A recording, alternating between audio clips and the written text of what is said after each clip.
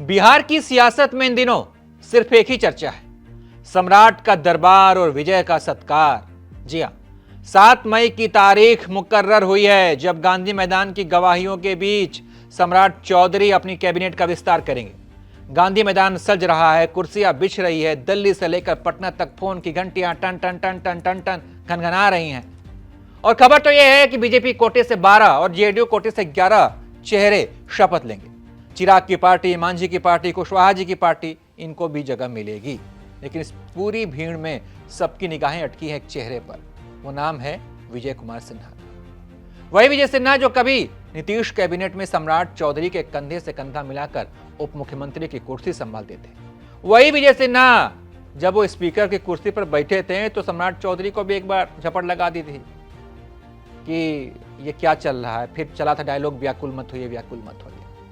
लेकिन अब आज हालात बदल गए हैं। सम्राट चौधरी सूबे के मुखिया बन चुके हैं और विजय सिन्हा के पास फिलहाल कोई विभाग नहीं है। राजनीतिक गलियारों में चर्चा का बाजार गर्म है कि क्या विजय सिन्हा का डिमोशन हुआ है या कोई इनको इस बार बड़ा पद मिलेगा। विजय सिन्हा पिछले कई दिनों से हमने देखा कि वो दिल्ली में भी डेरा जमाए हुए थे, मुलाकात कर रहे थे और मंथन चल रहा है। चर्चा यह भी थी कि एक सम्मानजनक मंत्रालय तो उनको मिलेगा। पहले कयास थे कि उन्हें गृह मंत्रालय मिल सकता है, लेकिन सम्राट चौधरी के तेवरों से अब साफ ये बात समझ में आ गया है कि मुख्यमंत्री के पास ही गृह मंत्रालय रहेगा। तो विजय सिन्हा को क्या मिलेगा?